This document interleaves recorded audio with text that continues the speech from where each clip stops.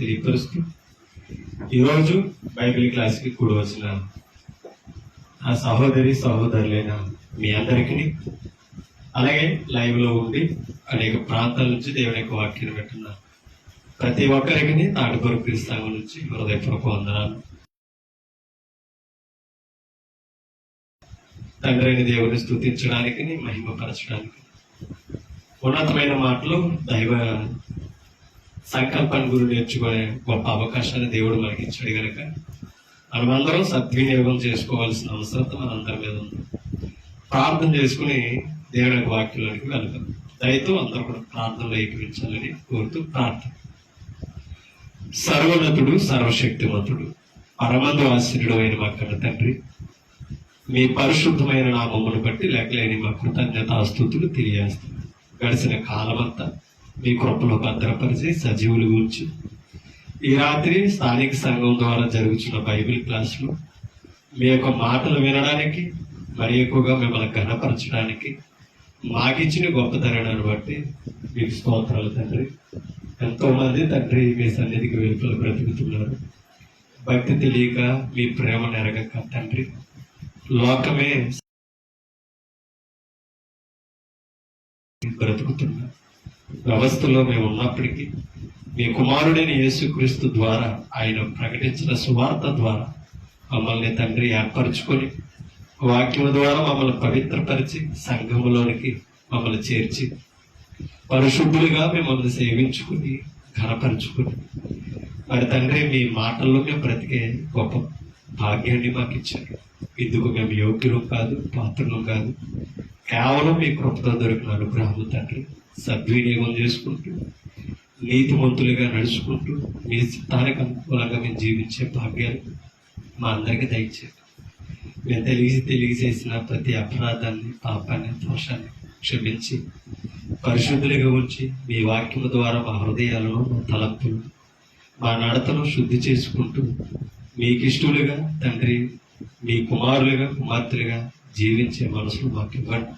దుష్టుని ఆలోచనలు, శరీరేచ్ఛలు, లోక కార్యాలకు మమ్మల్ని దూరం ఉంచండి. పరిశుద్ధులమని పిలువబడే మేము తగిన క్రియలతో మేము జీవించే భాగ్యం ప్రసాదించండి. మీ వాక్యాన్ని చెప్పుచున్న మాకు మీ పరిశుద్ధాత్మ సహకారంగా ఇవ్వండి. మీ వాక్యాన్ని వినాలని తండ్రి పనులు విడిచిపెట్టి ఎంతో ఆసక్తితో సిద్ధపడి వచ్చిన మీ కుమారులను, కుమార్తెలను, విశ్వాసులైన ప్రతి ఒక్కరిని జ్ఞాపకం చేసుకోండి. అలాగే లైవ్లో కూడా మీ వాక్యాన్ని వింటూ మరి బలపరచబడుతూ వాక్యమందు తండ్రి శ్రద్ధ నిలిపి మమ్మల్ని ప్రోత్సహిస్తున్న ప్రతి కుటుంబాన్ని, సహోదరులు జ్ఞాపకం చేసుకోమని, విని చెవులు, గ్రహించే హృదయాలు అని ఈ వాక్యము ద్వారా మమ్మల్ని బలపరిచి కృప చూపుతారని, దుష్టుల ఆలోచనలకు మరి తండ్రి గలుగులకు, మరి అటువంటి హృదయ తలాపులకు మమ్మల్ని దూరం వచ్చి ఈ భద్రతలో మమ్మల్ని నడిపిస్తారని ఘనత, మహిమ, ప్రభలు మీరు పొందాలి. యేసుక్రీస్తు పరిశుద్ధ నామమున ప్రార్థన అడుగుచున్నాం మా తండ్రి. ఆమేన్.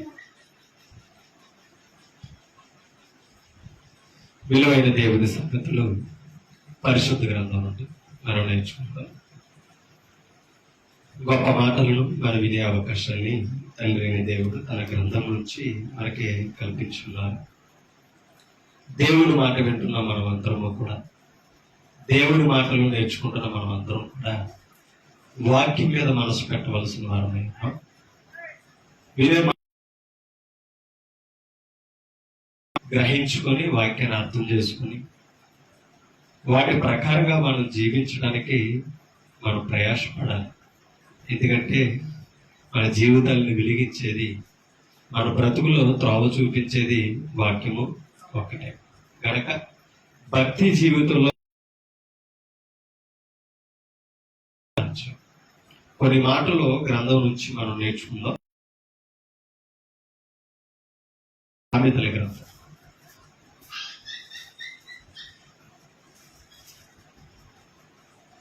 సామెతల గ్రంథం 6వ అధ్యాయం.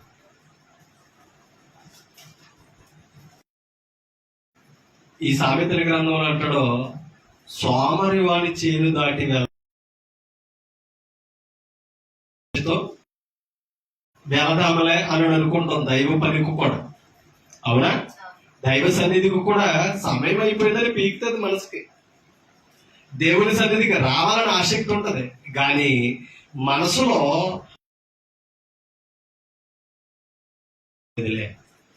అవునా అడ్జస్ట్మెంట్ అవుతూ ఉంటాం. పర్లేదులే, పొద్దు నుంచి ప్రయాసపడవచ్చు, పొద్దు నుంచి ఎండలో పరిస్థితుల్ని మనం ఏం చేస్తామంటే ట్రాలీ చేసుకుని దేవుడి పని మానేసామన్న భయాన్ని కోల్పోతాం. అంటే ఏం చేస్తామంటే దేవుడికి తెలీదా నేను ఎంత కష్టపడ్డాను, ఏ పరిస్థితుల్లో మానేసాను, దైవానికి తెలియదని మనం ఏం చేస్తూ ఉంటామంటే సమయాలని, పనులని, మనకున్న ఆటంకాలని ట్రాలీ వేసుకుని ఏం చేస్తూ ఉంటే సర్దుకుపోతూ ఉంటాం. ఆలోచన ఆఖరికి దైవ సన్నిధిలో కూడా అలాగే ఉంటాం. కుటుంబంలో, మన పనుల్లో మనం నిర్లక్ష్యంగా ఎప్పుడైతే ఉన్నామో ఆ నిర్లక్ష్యత ఎక్కడి దాకా అంటే వస్తుందంటే తెలుసా? దైవ సన్నిధి దాకా కూడా వస్తుంది. దేవుడి పని జరుగుతుందంటే ప్రార్థనే కదా చేస్తున్నారు, అవునా? మనసులో లేకుండా ఏ విశ్వాసకి ఉండదండి. భక్తి చేస్తున్న ప్రతి క్రైస్తవుడికి కూడా దైవ కార్యం జరుగుతుంది, అక్కడికి నాకు పిలుపు వచ్చింది, నేను వెళ్ళాలనుకున్నప్పుడు ప్రతి ఒక్కరికి వెళ్ళాలని ఉంటది. ఏం చేస్తూ ఉంటాం?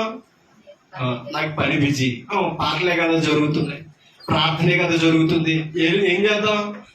పాటలు అయ్యేటప్పటికి వచ్చేద్దాం. లేకపోతే పాటలే కదా, వాక్యానికి ఒక ప్రార్థన చేసినప్పుడు వచ్చేద్దాం. ఎలా ఉంటది మనసు? అదనమాట. వాక్యమే కదా, వాక్యంలో సగంలో వెళ్ళినా సరిపోతుంది, లేకపోతే ముగింపులో వెళ్ళిపోతున్నా సరిపోతుంది, అసలు వచ్చామా లేదా? ఇలా ట్రాలీ ఎప్పుడైతే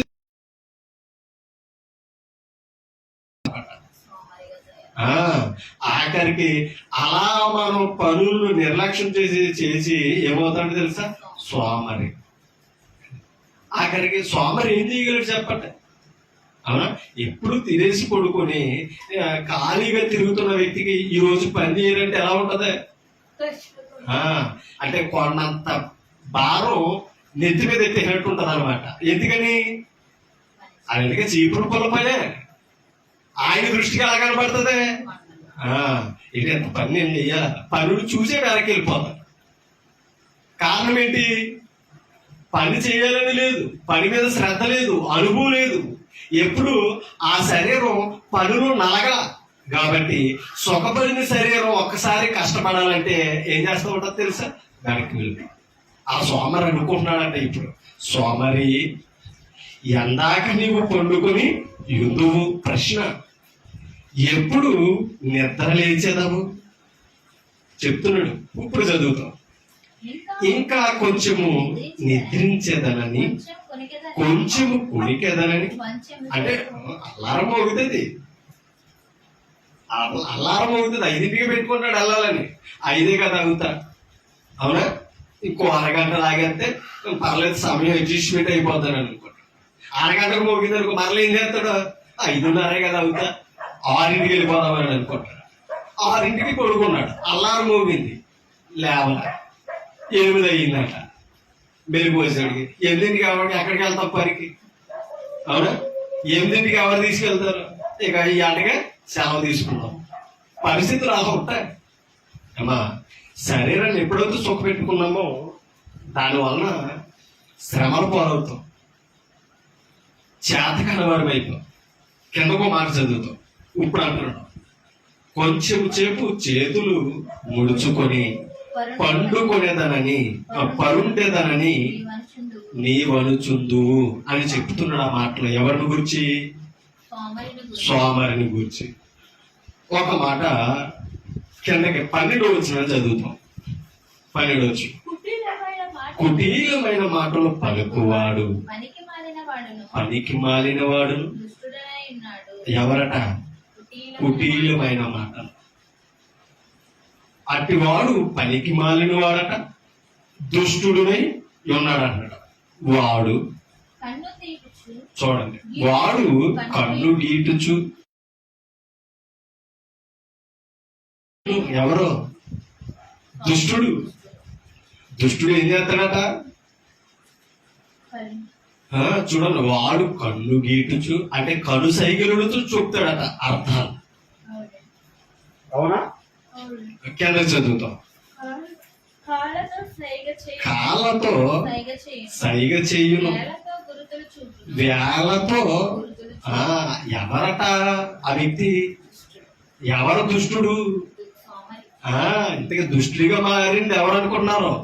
సోమరి. ఎందుకని? కష్టపడకుండా లాభం రావాలి. ఏమా కష్టపడకుండా ఫలితాలు వచ్చే. పనికి వెళ్ళకుండా జీతం ఎలా వస్తుంది? కష్టపడకుండా ధనం ఎలా వస్తుంది? అవునా?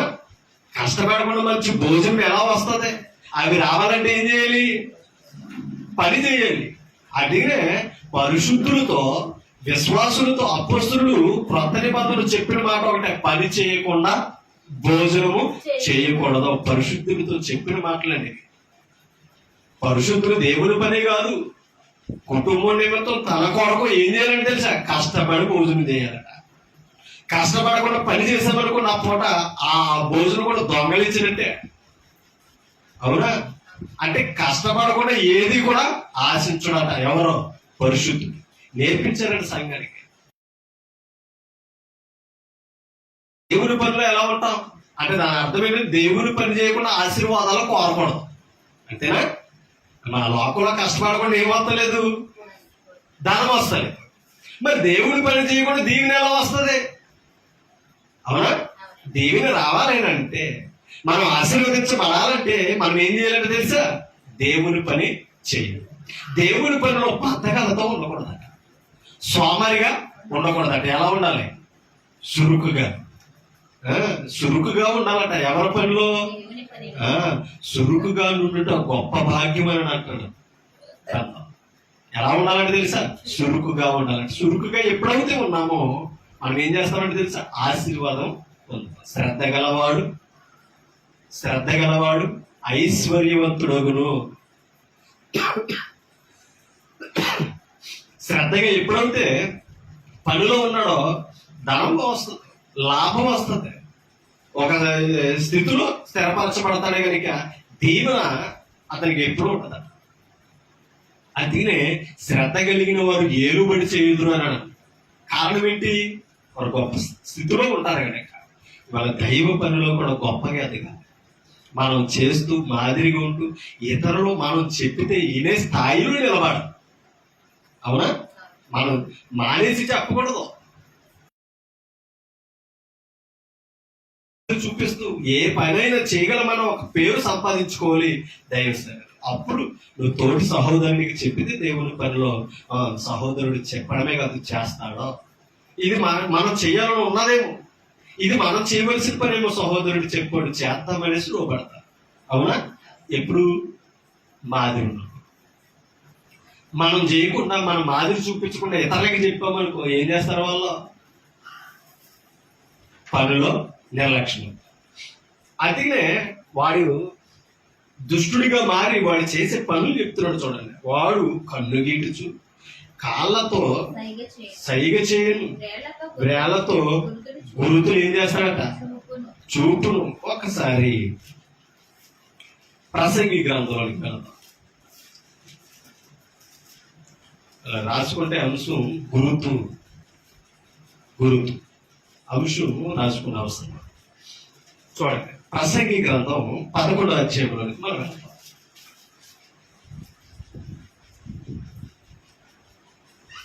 పదకొండవ అధ్యాయము 4వ వచనం చదువుతాం. గాలిని గుర్తు పట్టువాడు ఏం చేయడట? కారణం ఏంటి? కింద చెప్పాడు చూడండి. గాలిని గుర్తు పట్టువాడు అంటే విత్తనం. మేఘములను కనిపెట్టువాడు కొత్తడా? వర్షం వచ్చేలా ఉన్నదంటే కోతారా? అవునా? అంటే కొయ్యాలన్నా విత్తాలన్నా కాలాన్ని చూస్తారో వ్యవసాయదారులు. అవునా? అలాగే ఇందాక మాట చదువు. వీరేమో తన అనుభవంలో సంపద కొరకు, అవునా, పాటు పడడం కొరకు వారు కష్టపడి ఆ విత్తనాలు వేసినప్పుడు జీవనోపాధి కొరకు ఏం చేస్తారంటే తెలుసా? గాలిని చూస్తారట, మేఘములను చూస్తారు. ఎందుకంటే ఆ గాలి వర్షం వస్తే విత్తనము నిలబడుతుందా? మనం వెనకలే చూస్తాం. అవునా? విత్తనాలు వెదిగారు, వర్షానికి నీరు అవుతే ఏమవుతుంది? విత్తనం కూలిపోతుంది. అవునా? అలాగే పంట కోసం మేఘం పట్టిందని తెలిసిన నువ్వు కోసం ఏమవుతుంది? వర్షం వచ్చి నీరు అవుతే నీరు చేరిందని పాడవుతుందా లేదా? అంటే ప్రతి దానికి ఒక గుర్తు చెప్తున్నాడు. అప్పుడు వ్యవసాయదారులు ప్రతి సమయాలు పరిస్థితులు ఉన్నాయి కనుక అప్పుడు ఏం చేసేవాడు తెలుసా? కాళ్ళనే గుర్తులనే చూసుకునేవాడు. కింద చదువుతాం. అందుకే నా మాట్లాడడం, గాలిని గుర్తుపట్టువాడు విత్తడు, మేఘములను కనిపెట్టువాడు కోయడు. ఒకసారి యెషయా గ్రంథంలోకి పడగలం.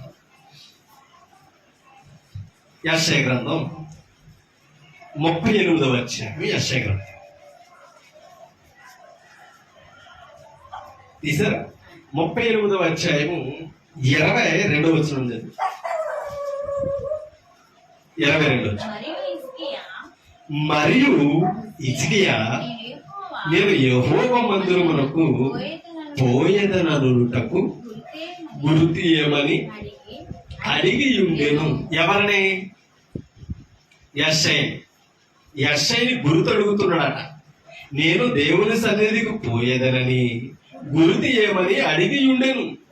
ఒక్కసారి మనం మొదటి వచనంలోనికి వెళ్తాం.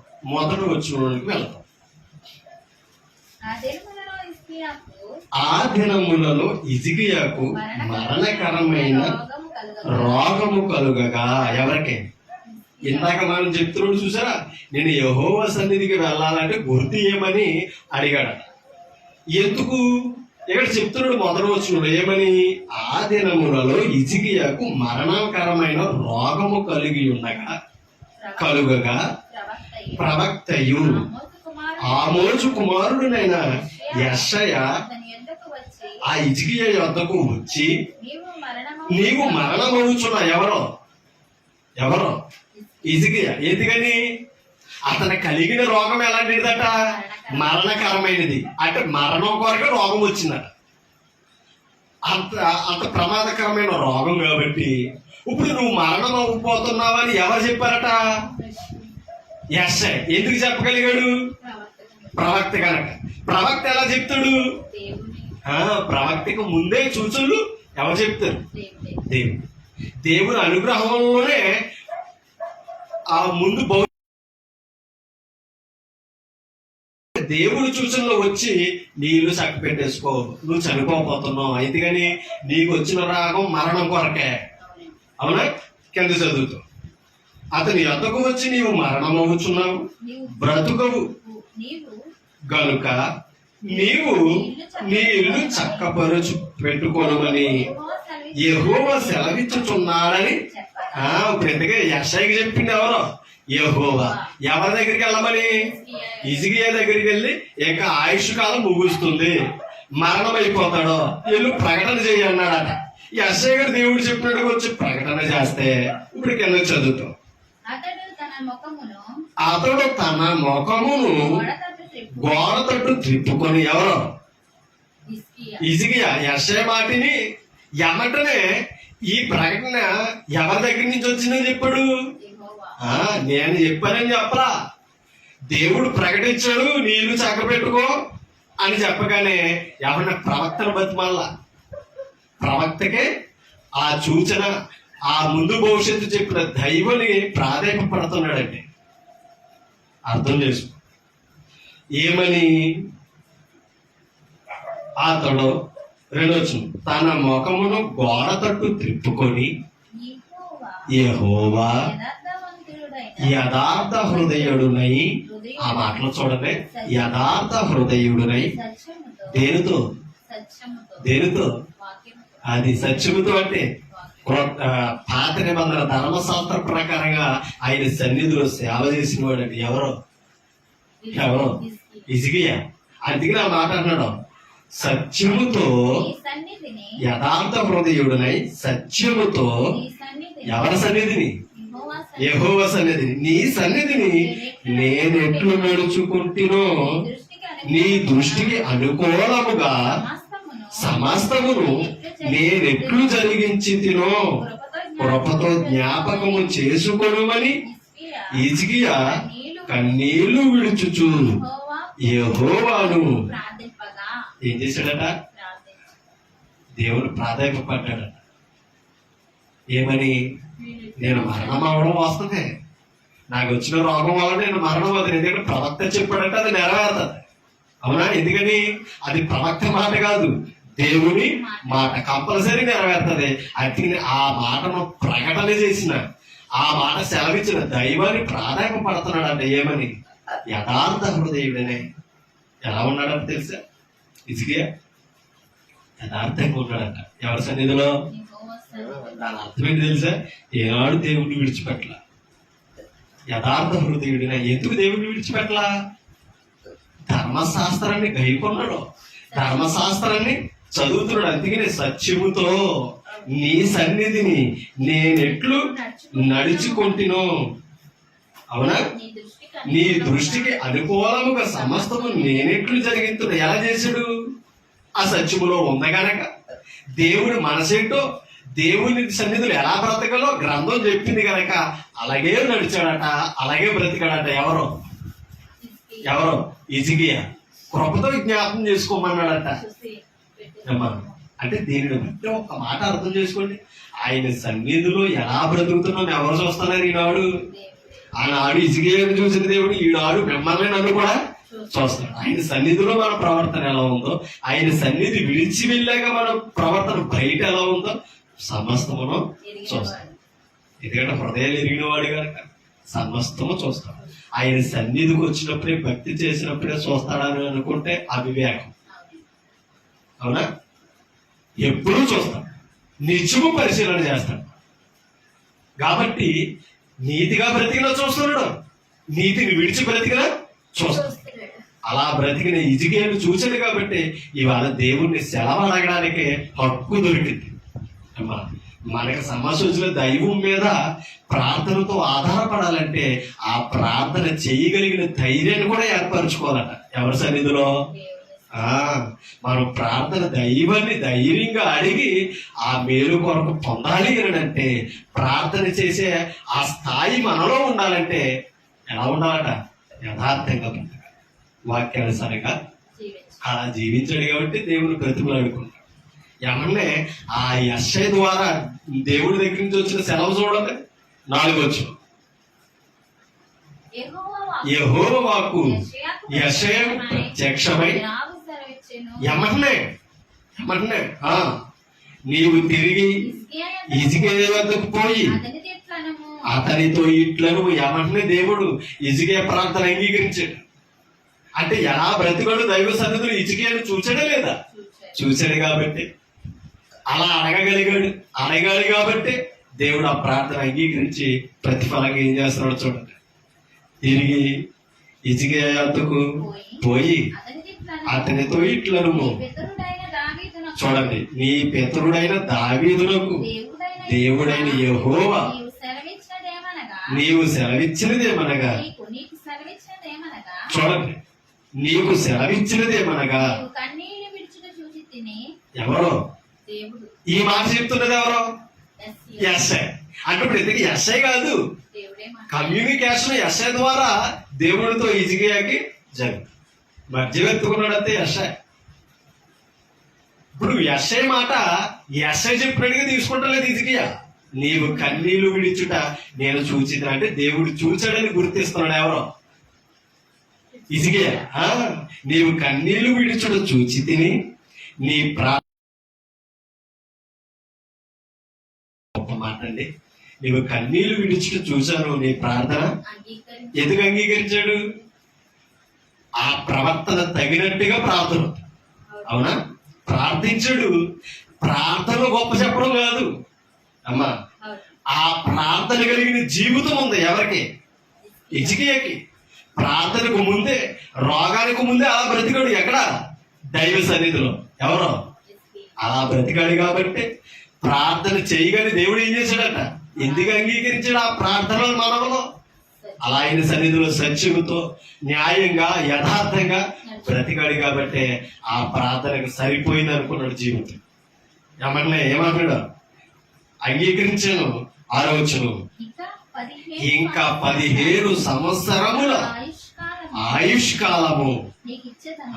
దేవుడి దగ్గర వచ్చిన సెలవు చూడండి, 15 సంవత్సరముల ఆయుష్ కాలం నీకు ఇచ్చేదని అన్నాడు. చూడండి, మరియు ఈ పట్టణము నేను కాపాడుచు నిన్ను ఈ పట్టణమును అష్షూరు రాజు చేతిలో పడకుండా దేవుడిచ్చిన భరోసా. ఇప్పుడు చదువుతాం 20వ వచనం. ఇప్పుడు చదువుతాం 20వ వచనం. మన జీవిత దినములన్నీ యెహోవా మందిరములో తంత్య వాయిద్యములు. ఆనాడు అలాగా దేవుని కీర్తించారు గనక ఇజికియా ఏమన్నాడంటే మన జీవిత దినాలన్నీ ఎక్కడ ఉండాలంటున్నాడు. ఇజికియాకి తెలిసింది జీవితం విలువ. అవునా? దేవుని సన్నిధిలో రోగానికి ముందు బ్రతికడు, రోగం వచ్చాక కూడా ఏమన్నాడు తెలుసా? అది వచ్చి స్వస్థత పొందిన తర్వాత, దేవుడు అనుగ్రహం పొందిన తర్వాత ఇజికియా ఏమన్నాడు తెలుసా? ఇక మీదట మన జీవిత దినాలన్నీ ఎవరి సన్నిధిలో గడపాలి? మనం బ్రతుకుంటే ఎక్కడ ఉండాలి? దేవుని సన్నిధిలో ఉండాలి. మన నోట దేవుని సన్నిధిలో స్తుతి రావాలని నిర్ణయించుకోవడమే కాదు, మనం అందరం ఉండాలనేది ప్రతి భక్తులు హెచ్చరిస్తున్నాడు ఇవాళ. అవునా? చూడండి, మన జీవిత దినములన్నీ యెహోవా మందిరములో తంత్య వాయిద్యములు వాయిద్యము మరియు యెషయా అంజూరపు పండ్లు మొత్త తీసుకొని ఆ పుండుకు కట్టవలన. అప్పుడు అంజూరపు పండ్ల మొత్త, ఈ అంజూరపు చెట్లు మొత్తం ఈ కాయలు వైద్యానికి ఉపయోగించారు. ఎందుకంటే అంజూరపు చెట్టును అలాగే ఒలివ చెట్టు నూనెను ఏం చేసేవారు? ఔషధంగా రోగాలకు వాడేవారు ఆనాడు. అవునా? ఇప్పటికే ఉన్నాయి ఔషధాలు. అవునా? ఆయుర్వేదాలు అంట. ఆనాడు రోగాలకి వైద్యాలు అలా ఆనాడే జరిగినాయి. ఇప్పుడు ఆయుర్వేదాలు అలా ఉన్నాయో అప్పుడు కూడా అలా ఆయుర్వేదంగా దేవుడు ఆయుర్వేదాన్ని ఆ మొక్కల్లో ఏరుల్లో, అవునా, ఆ కాయల్లో ఆకుల్లో వెతకగలుగుతున్నారంటే దేవుడు ప్రకృతిలో ఎంత వైద్య శాస్త్రాన్ని పెట్టాడండి. అవునా? మరణకరమైన రోగాన్ని తగ్గించిందంట. ఎవరికే? ఇజికియాకి. అంజూరపు పండ్లో ముద్ద కట్టుకోమని ప్రవక్త చెప్పగానే కడతాయి. చూడండి, మరియు యెషయా అంజూరపు పండ్ల ముద్ద తీసుకుని ఆ పుండుకు కట్టవలెను, అప్పుడు అతడు బాగుపడునని చెప్పాడట. ఎవరో? యెషయా. కింద చదువుతాం. మరియు ఇజికియా నేను యెహోవా మందిరమునకు పోయేదననుటకు. అసలు ఆయన మనసు చూడండి, నేను బాగుపడి ఎవరి సన్నిధికి వెళ్ళాలి? ఎందుకంటే రోగంతో మంచం మీద పడి ఉన్నాడు. ఎవరు? ఇజికియా. నేను బాగుపడితే బ్రతుకుంటే ఎక్కడికి రావాలని కోరుకుంటున్నాడు? ఇక అసలు రోగం తగ్గక ముందే ఆయుష్ కాలాన్ని ఇవ్వగానే నేను ఆ రోగాన్ని కుదురుపరుచుకుని ఎక్కడికి రావాలి? దేవుని సన్నిధికి. ఇవాళ ఆరోగ్యంతో ఉండి మనం సంపూర్ణ బలముతో ఉండి ఎక్కడ గడపాలనుకుంటున్నాం ఇవాళ చెప్పండి. దేవుని స్తుతించాలి, ఆయన ద్వారా బ్రతుకును పొందుకోవాలని అనుకుంటే బ్రతుకుని చక్కగా ఇచ్చి ఆరోగ్యాన్ని ఇస్తే ఈ బలాన్ని వ్యర్థమైన కార్యాలకి పనికిరాని పనులకు ఈ లోపల్లో ఆయుష్ కాలాన్ని బలాన్ని వృధా చేసేసుకుంటాం. అవునా? మనం కూడా అందుకనేమో ఇజికియా కలిగిన మనసు మనకి రావాలనేమో ఒక్కోసారి వ్యాధులతో మొత్తుతాడు దేవుడు. అవునా? మరోలు అనుకోండి, బలహీనతతో మొత్తుతాడు దేవుడు. ఎందుకు తెలుసా? ఆ బలం విలువ తెలుసుకుంటామని, ఆ బలం ఇచ్చిన వాడిని గుర్తిస్తామని. అందుకే కదా హాస్పిటల్కి వెళ్ళాక ఎవరిని తెలుసుకుంటాం? అప్పుడు దాకా ప్రార్థనకు రావు. అప్పుడు జ్ఞాపం వస్తారు సేవకులు. అమ్మ పాస్టర్ గారిని ప్రార్థన చేయమను, సంఘర్షణ ప్రార్థన చేయమను, కనీసం నువ్వు కూడా ప్రార్థన చేయమా అని అంటాడు. భార్యకి అప్పుడు ప్రార్థనకి వెళ్తుందని గుర్తిస్తాడు. బలం ఉన్న చూపు గుర్తిస్తాడు ఆయన. అవునా? అప్పుడు దాకా ఏనాడు ఆరోగ్యాన్ని ఇచ్చింది, ఆయుష్ని ఇచ్చింది ఈవిడ భక్తి అని తెలీదు. అప్పుడు మంచాలు పడిన తర్వాత, అనారోగ్యం పాలైన తర్వాత మన పని మనం చేసుకోలేని పరిస్థితికి నీరసనకు వస్తుంటాయి. అప్పుడు తెలిసి వస్తుంది బ్రతుకు విలువ. అప్పుడు మన భార్య ఎంత భక్తి చేస్తుందో, దేవుడి సన్నిధిలో ఆవిడ చేసే ప్రార్థనలే కాపాడుతున్నాయని వచ్చే జ్ఞానంతో అప్పుడు ఆలోచన ఉంటుంది. పాస్టర్ గారినే ఆ పేరుతో ప్రార్థించేది. అలా అంటారు కదా, అర్చన చేయమని నా పేరట అన్నారు. అవునా? అలాగా నా అనారోగ్యం కొరకు నేను బాగుపడాలని పాస్టర్ గారికి ప్రార్థించేవాడు. నేను బాగుపడుతున్నామా? అవునా? ప్రమాణాలు చేసేస్తే కదా నేను బాగుపడతానమ్మా. కంపల్సరీ హాస్పిటల్ నుంచి రాగానే మొదట ఆదివారం దేవుని సన్నిధిలో ఉంటాను. ఇంకెప్పుడు ప్రార్థన మానట్టు. నిజమే, దేవుని కృపను బట్టి ఆ బుద్ధి తెచ్చాడు, దేవుడు ఇచ్చాడు. మారం తెలిసింది, ఇప్పుడు బాగుపడ్డావు, 1-2 వారాలు వస్తాడేమో ఆ మాట ఇచ్చినట్టు. అవునా? మళ్ళా ఆరోగ్యం వచ్చాక అక్కడ అందరూ కాదు, మనం కూడా అందులో దేవ కూడా. కాబట్టి బాగున్నప్పుడేమో ఎక్కడో ఉంది, బ్రతుకులో నష్టం కలుగుతున్నప్పుడు మనం ఇంకా మన చేతన ఏదే అవదన్నప్పుడు అప్పుడు కోరుకుంటాం కాదు దేవుణ్ణి. ఎప్పుడు దేవుణ్ణే కోరుకో, ఎప్పుడు దేవుణ్ణే కోరుకో. పౌలదే కోరుకున్నాడు, మరణమైన జీవమైన నాకెవరో బ్రతికి మేము బ్రతుకుట క్రీస్తే, చావైతే అంటే నేను బ్రతికినా చనిపోయినా క్రీస్తులోనే ఉన్నా, క్రీస్తును పట్టుకునే ఉన్నా. అది కోరుకోవాలి. అందుకనే ఈ మాట నేర్చుకున్నాను. నిజంగా నేను బాగుపడి దేవుని సన్నిధికి వస్తానని నన్ను చూచుని చెప్పవయ్యా. ఇక్కడ అర్థం ఏంటి? 15 సంవత్సరాలు ఆయుష్కాలం ఇచ్చాడని ప్రవక్తగా చెప్పావు కదా దేవుడు ఇచ్చాడని. నేను త్వరగా బాగుపడి ఎక్కడికి వెళ్ళిపోవాలి? ఆయన మందిరానికి వెళ్ళిపోవాలి. అందుకనే కీర్తనలో మాట్లాడాడు. సందర్భం వచ్చింది కనుక ఒకసారి చదువుతాం. 84వ కీర్తన, 84వ కీర్తన.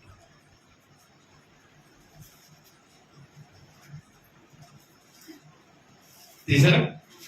2వ వచనం.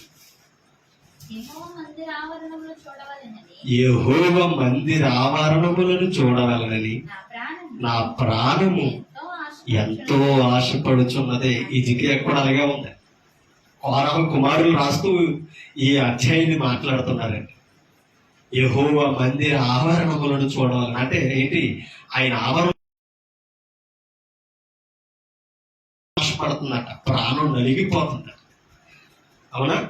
మనం ఆరోగ్యం గురించి చేతుల్లో డబ్బు ఉంటే లోకంలో ఏ జలస చేయాలని కోరుకుంటాం. మన ప్రాణం ఆశ దాని మీద ఉంటుంది. అవునా? ఈ రోజు ఏం తినాలి, ఈ రోజు మంచిగా ఏం త్రాగాలి, ఈ రోజు మంచి ఇవేవి కొనుక్కోవాలని లోక ఆలోచనలతోనే ఉంటాం తప్ప కానీ కనీసం ఈ రోజు ఆరోగ్యం ఇచ్చి మనల్ని సురక్షితంగా ఉంచి ఏదో కొద్ది ధనాన్ని దేవుడు లాభంగా పెట్టినారు, కనీసం దైవ సన్నిధికి వెళదామనేది ఉంది. అవునా? అది వద్దని దేవుడు అంటలా. అసలు లోకంలో అవన్నీ అనుభవించడానికి, మనం అనుభవించడానికి కాదేస్తా సృష్టికర్త. అమ్మా, ఆయన కావాలి అవన్నీ. ఎవరికే? తన పిల్లలమైన మన కొరకే. మనం కూడా ఆస్తులు బిడ్డల కొరకు సమకూరుతామా లేదా? మనం పోత పట్టుకుపోతామనా? కాదు. నేను వెళ్ళిపోయిన రేపొద్దున నా బిడ్డలు పుట్టాయి. నేను బ్రతుకుండగానే, నేను ఆరోగ్యంగా ఉండగానే వారు బ్రతుకులు స్థిరపరచాలని మనం అనుకుంటలేదా? ఈ తలంపులు తండ్రిగా, యజమానుడిగా మనకి ఎలా వచ్చిందట? పరమ తండ్రి దగ్గర నుంచి. మన కుటుంబాలని, మన బ్రతుకులు, మన ఆలోచనలు ట్రాలీ చేసుకుంటే చాలు. దేవుడి పరమ తండ్రికి ఈ మానవులమైన మన మీద ఎలా ఉందో సంకల్పం అర్థమైపోతుంది. మన బిడ్డల కొరకు మనం ఎలా ఉండాలని కోరుకుంటాము, తన బిడ్డలుగా మనం కూడా అలాగ ఉన్నత స్థితిలో ఉండాలని సమస్తమును సమకూర్చాడు. మన కొరకే, మన మేలు కొరకే సమస్తమును సృష్టించి పెట్టాడు. అవునా? ఇందులో ఏదే ఆయనకు అవసరం, మనకే కావాలి. కానీ మనం ఆయనకి కావాలి. మనకి ఇవన్నీ ఎలా కావాలో మనం ఆయనకి కావాలి. అందుకు కాబట్టి మన కొరకు అన్ని ఇచ్చాడు. ఆఖరికి మనం చెడిపోతున్నామని తెలిసి, పాపములో పడి మన బ్రతుకులు ఊడిపోయినని తెలిసినా కూడా తన కుమారుడు కూడా ఇచ్చేసాడు మన కొరకు. ఆయన ప్రేమతో గొప్ప. అవునా? దేవుడు లోకమును ఎంతో ప్రేమించడన్న మాట ఎంత ప్రేమించాడో ఆయన కుమారుడు వస్తే తెలిసింది. కానీ ఇప్పటికీ లోకం గుర్తిస్తారు. కానీ సో ఆయనలో మనం ఉన్న మనమైనా గుర్తించాలి. అందుకే మాట ఒక్కసారి మనం రాజుల గ్రంథంలో చూడండి. 2వ రాజులు 20వ అధ్యాయము 8వ వచనం ఒకసారి సార్. 20వ అధ్యాయం 8వ వచనం.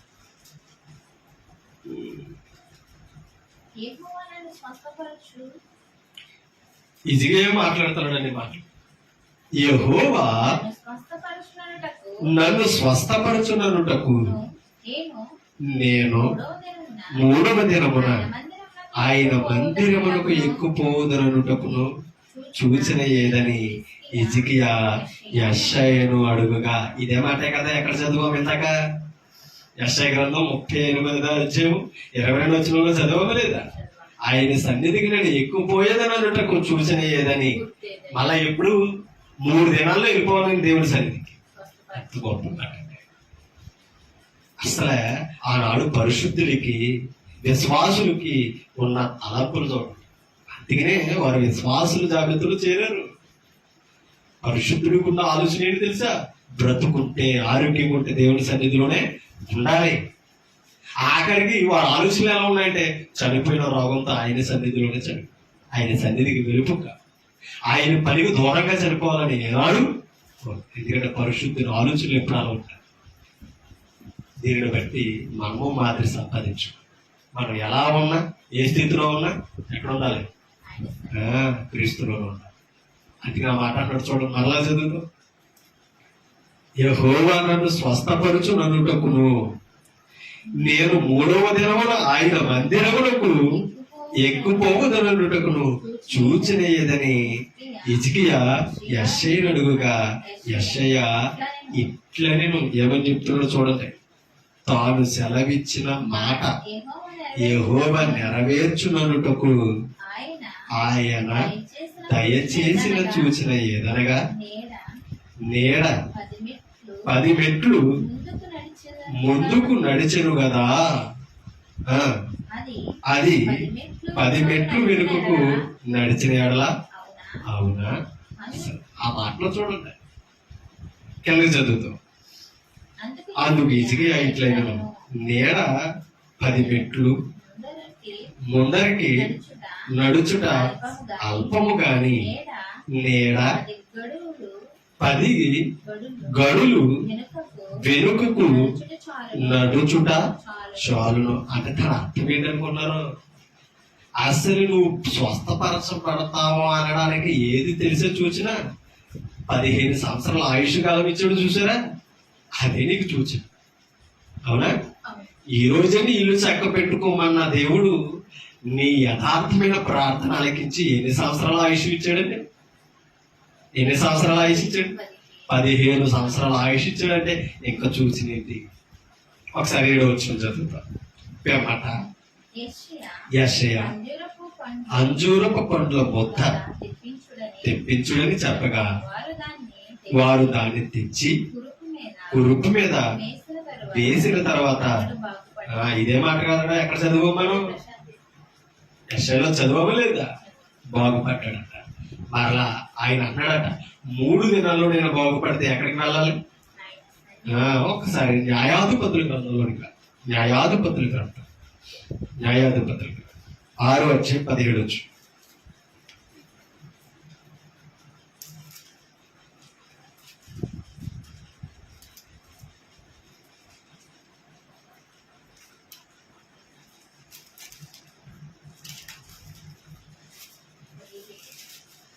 న్యాయాధిపతుల గ్రంథం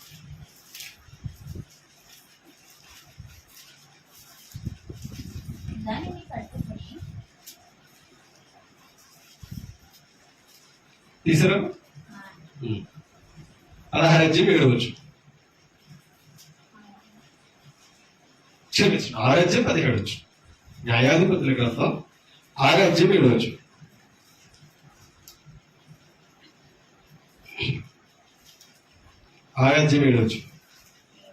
తీసారా?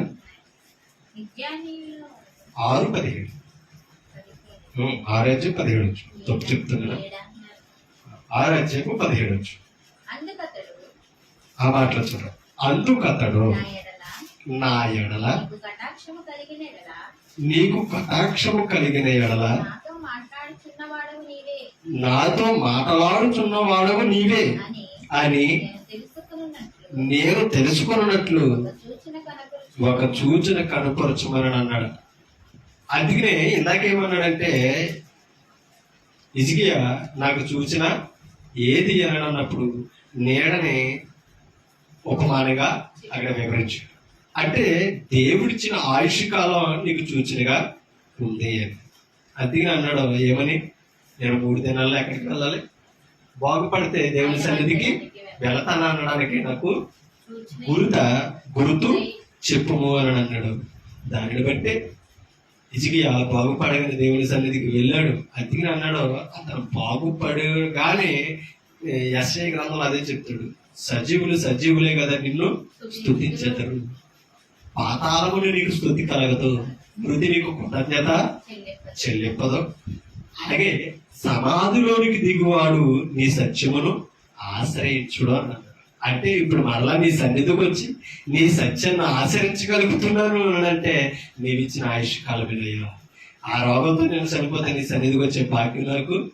అంటే దానిని బట్టి ఏమని అర్థమవుతుందంటే, మనం ఆయుష్తో ఆరోగ్యంతో ఉండగానే ఎవరి సన్నిధిలో బ్రతకడం నేర్చుకోవాలి. అది వయసు అయిపోయాక బలం ఒడికిపోయాక దేవుని సన్నిధికి జ్ఞాపం చేసుకున్న ప్రయోజనం లేదు. అలాగని వద్దానని అంటారా? అవునా? కాబట్టి మనం బలం ఉండగానే దేవుని సన్నిధికి వచ్చి దేవుని పని చేస్తాయి, దేవుని మాటలు నేర్చుకుంటాయి, ఇతరులకు చెప్పే అవకాశం ఉంటుంది. బలం ఒడికిపోయాక తెలుసుకుంటే నీకు అర్థం అవ్వదు, చెప్పిన గ్రంథం చూసే నేత్రం క్లారిటీ.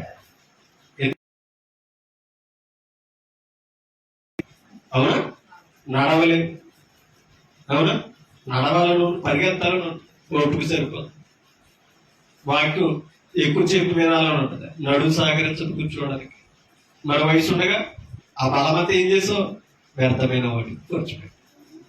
దేవుడు ఇంకా ఎందుకు కృప చూపుతున్నాడు అనుకున్నాం మనం తెలుసా? ఇంకా జల్సా చేయడానికి.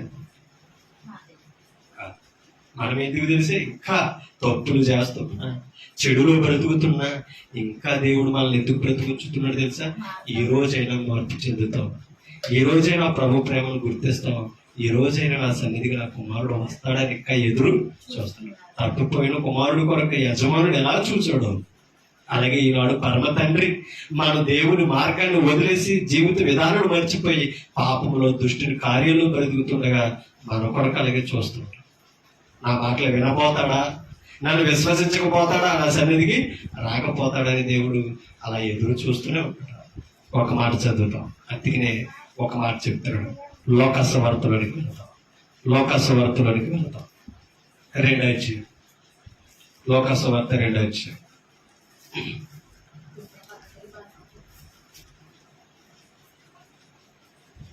34 వచనం చదువు.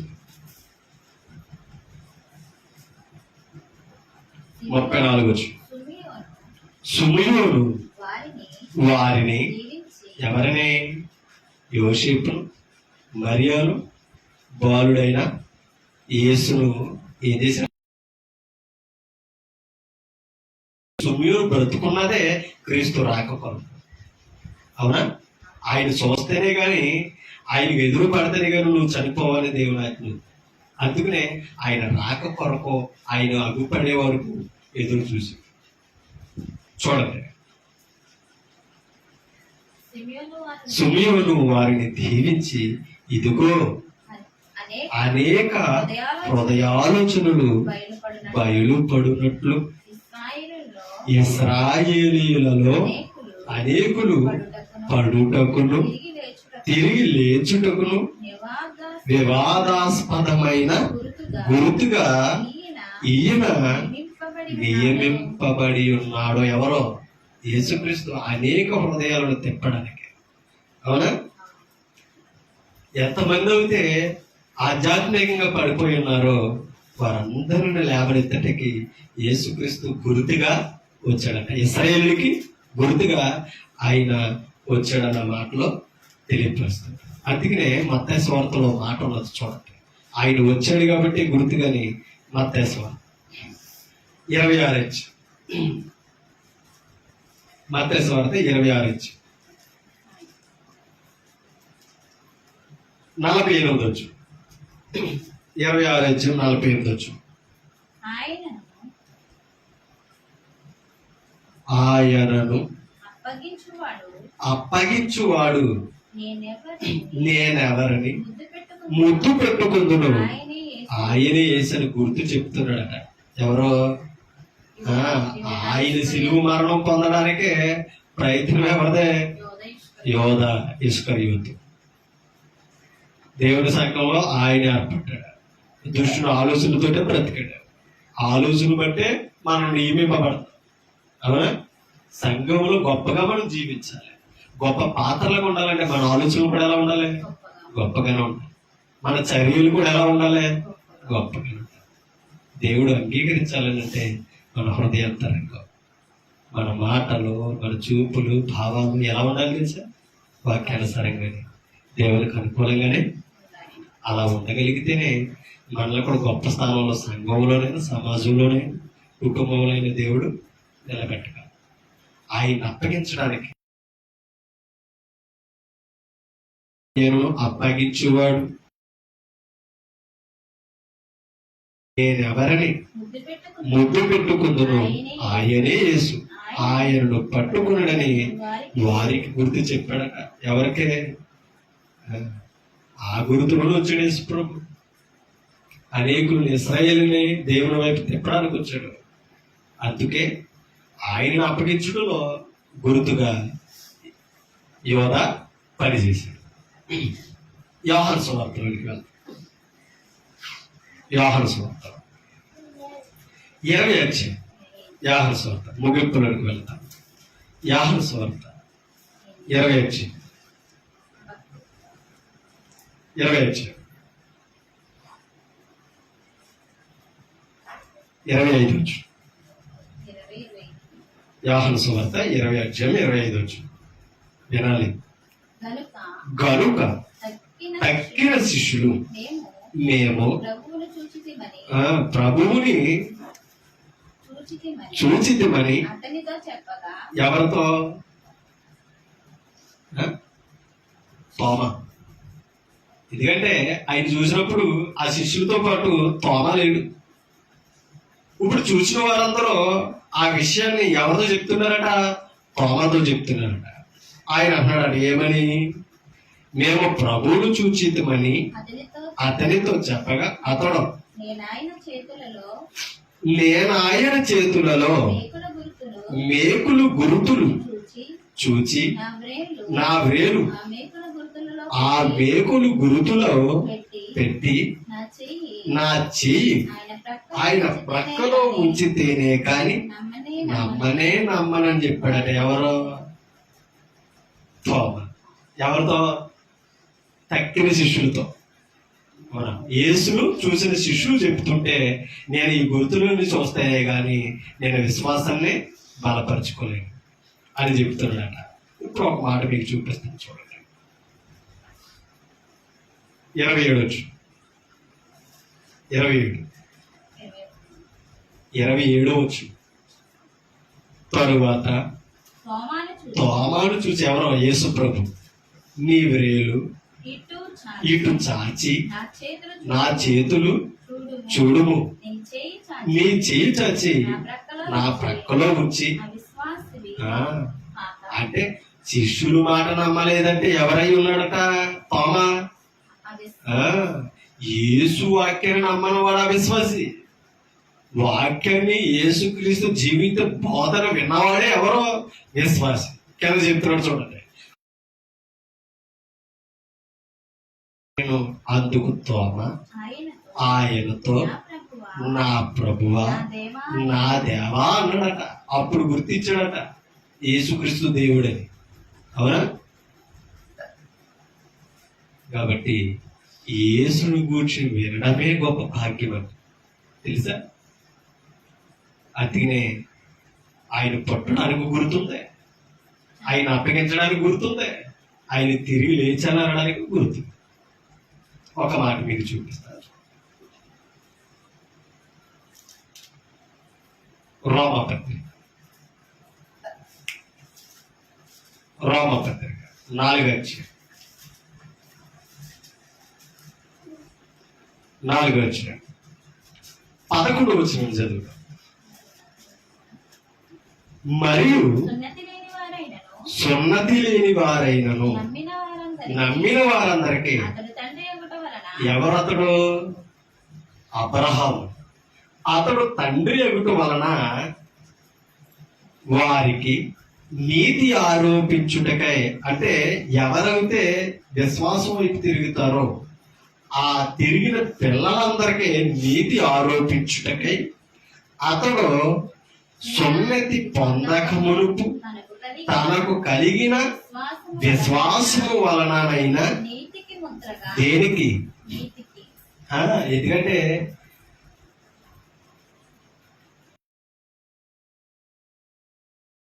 అధికారంలో ఉన్నది. అది అతనికి ఎలా ఎంచబడ్డది అన్నాడు? ఎంచిన వాడు ఎవరు? దేవుడే. అవునా? నమ్మకమే నీతి. దేవుని ఎప్పుడైతే నమ్ముతామో, ఆయన మాటలు ఎందుకు ఎప్పుడైతే నమ్మకం ఉంచుతామో ఆయన మాటలు మనకి ఏమి ఏర్పడుతుంది తెలుసా? నీతి. అందుకని నీతికి ముద్రగా విశ్వాసము వలనైనా నీతికి ముద్రగా సున్నతి అని గుర్తు పొందాడట. ఎవరో? అబ్రహాం. అవునా? ఎందుకంటే సున్నతి పొందితేనే కానీ ఎవరు కాదు? దేవుని ప్రజలు కాదు. దేవుని ప్రజలుగా అంగీకరించబడే ప్రతి ఒక్కరు కూడా ఏం చేయాలట? సున్నతి పొందాలి. సున్నతి పొందిన ప్రతి ఒక్కరు అబ్రహాము పిల్లలు అవుతున్నారు. అవునా? ఆ పిల్లలు అవడానికి గుర్తుగా ఏం పెట్టాడట? సున్నతి పెట్టాడట. అది విశ్వాసము వలన నీతికి ముద్రగా ఉన్నదట. ఏది? సున్నతి. అమ్మా, ఆ విశ్వాసం ఎవరి వలన కలుగుతుంది? మూడొచ్చారు ఈ రోమపత్రిక 3:22 అది యేసుక్రీస్తునందలి విశ్వాసము మూలమైనదై నమ్మువారందరికీ కలుగు. దేవుని నీతి ఎలా ఆరోపించబడుతుందట? యేసుక్రీస్తునందలి విశ్వాస మూలమైనదై. అంటే ఇప్పుడు విశ్వాసం ఎలా కలుగుతుంది? 26 యేసుక్రీస్తు చూడండి, విశ్వాసము ద్వారా ఆయనను కరుణాధారముగా బయలుపరచాడు. ఎవరనే? క్రీస్తుని దేవుడు. ఎలాగా? యేసుక్రీస్తు రక్తమందని విశ్వాసం అవ్వాలంట. అంటే దాని అర్థం ఏంటంటే ఆయన రక్తంలో కడగబడిన వారు ఎవరో? విశ్వాసులు. ఆ విశ్వాసులు మొదలై నీతి.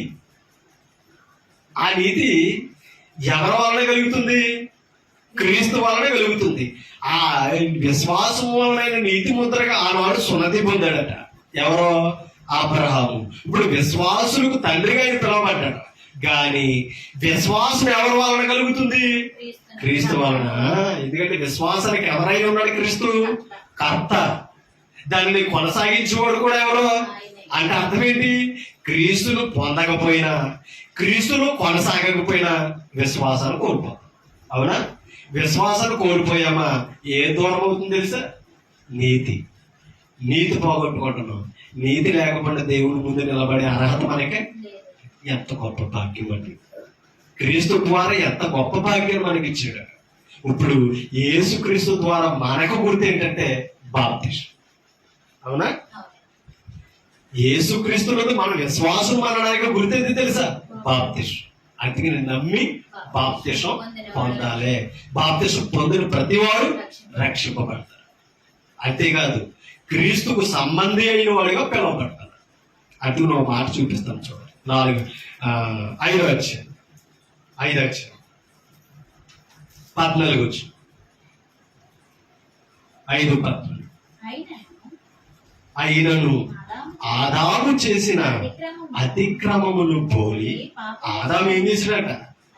అతిక్రమించాడంట. దేన్ని? ఆజ్ఞలు. ఇవాళ మనం వాక్యానుసారంగా నడవకపోయినా ఆజ్ఞలు మీరి వారిని. మనము కూడా అతిక్రములమే. కానీ మనం ఆజ్ఞను అతిక్రమించకుండా దానిని కొనసాగించవలసిన వారమై. అది క్రైస్తవ జీవితం. చూడండి, ఆదామును పోలి అయినను ఆదాము చేసిన అతిక్రమును పోలి పాపము చేయని వారి మీద కూడా ఆదాము మొదలుకొని మోషే వరకు మరణమేలేను. ఆదాము రాబోవు వారికి గుర్తై ఉన్నాడట. ఎవరా రాబోయేవాడు? యేసుక్రీస్తు. అంటే ఆదాము ఎవరికి గుర్తుకున్నాడట? క్రీస్తు క్రీస్తుకి. అంటే అర్థం ఏంటి? ఆదాము ద్వారామో జన ఉత్పత్తి జరిగింది భూమి మీద, అవునా? ఎందుకంటే ఆదాము ద్వారానే కదా మనం అందరం ఉద్భవించాం. ఆదాము ద్వారా ఏమో లోక బిడ్డలాగా పుడితే, శరీర కుమారులుగా పుడితే, యేసుక్రీస్తు ద్వారా ఆత్మీయ బిడ్డలాగా పుడతాం, అవునా? ఆదాము లేకపోతే మనం భూమి మీదకి రావడానికి లేదు. ఆదాము ద్వారా భౌతికమైన జన్మ, అవునా? మనం అందరం ఎవరి ద్వారా వచ్చాం? ఎవరిలో నుంచి వచ్చాం?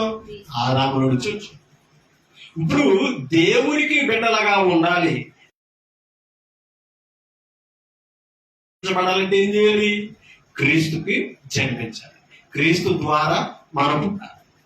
అందుకనే ఆ ఆదామేమో జీవించు ప్రాణయ్యాడు, ఈ కడపటి ఆదామైన క్రీస్తేమో జీవింపజేయు ప్రాణి. ఎందుకంటే ఆయన జీవం మరణం వరకు నడిపించింది. క్రీస్తులో ఉన్న జీవం మరణాన్ని దాటి జీవింపచేస్తుంది, నిత్య జీవంలో ప్రవేశపెడతాడు, అవునా? ఎటర్నల్ లైఫ్ అంటే అర్థం ఏంటి? ఆత్మ సంబంధమైన నిత్యత్వంలోనికి నడిపిస్తుంది. ఏది? క్రీస్తులో ఉన్న జీవితం.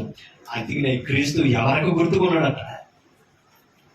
ఆదాము ఎవరికి గుర్తుకున్నాడట? ఈనాడు మనం పొందిన క్రీస్తు రాబోయే వాడికి ఆదాము ఆనాడు గుర్తుగా ఉన్నాడట. ఆనాడు ఆదాము ద్వారా చేసిన ప్రణాళిక ఇవాళ యేసుక్రీస్తులో దేవుడు నెరవేర్చాడు. అవ చేసిన అతిక్రమం ఇవాళ సంఘం చేయకూడదనే క్రొత్త నిబంధన ఇచ్చాడు, అవునా? ఆ స్త్రీ ద్వారా ఏమో అపరాధం వచ్చింది, సంఘం అనే స్త్రీ ద్వారా అపరాధానికి క్షమాపణ వచ్చింది, అవునా? సంఘము ద్వారానే కదా మనం క్షమించబడతా. సంఘము ఎవరి భార్య? క్రీస్తు భార్య, అవునా? సంఘం కూడా స్త్రీతో ఎందుకు పోల్చాడు మనం అర్థం చేసుకో. ఆనాడేమో అవేమో అపరాధంలో పడ్డదే, సంఘం అపరాధం నుంచి విడిపిస్తుంది. అందుకనే సంఘం క్రీస్తుకు లోబడాలి. అవ్వ ఆదాముకు లోబడలేదు కాబట్టి అపరాధం వచ్చింది. సంఘం క్రీస్తుకు లోబడకపోయినా ఏమవుతుంది తెలిసి ఈనాడు? అపరాధంలోనే పడదు, అవునా? ఇవాళ క్రీస్తు మాటను త్రోసిందా సంఘం, దేవుడి ముందు నిలబడే అర్హత కోల్పోతుంది. క్రీస్తు మాటను వినని ఏ సంఘమైనా సరే అది క్రీస్తుకు అనుకూలమైన సంఘం, దేవుని సంకల్పన నెరవేర్చే సంఘం. అందుకనే క్రీస్తు సంఘముగా ఉంటే, క్రీస్తు సంఘములో ఉంటేనే దేవుని సంకల్పం బయలుపడుతుంది, దానిని కొనసాగించే భాగ్యం దొరుకుతుంది. సరిగా బ్రతకకపోయినా నిత్య జీవం ఎవరికి కూడా మీకు ఉండదు, నాకు ఎవరికీ దొరకదు. అందుకనే క్రీస్తులో ఉండాలి, సంఘములో క్రీస్తును హత్తుకుని బ్రతకాలి. వాక్యానుసారంగా మనం నీతి క్రియలు కొనసాగిస్తేనే మనకి జీవం ఉంది. లేకపోతే జీవాన్ని ఏమవుతుందో తెలుసా? కోల్పోతాం. అందుకనే జీవం కోల్పోకూడదని పౌలు ఈ పత్రికలో రాశాడట. ఒక మాట మీకు చూపించి ముగించేస్తాను. 2వ దశలోని పత్రిక 3 2వ దశలోని 3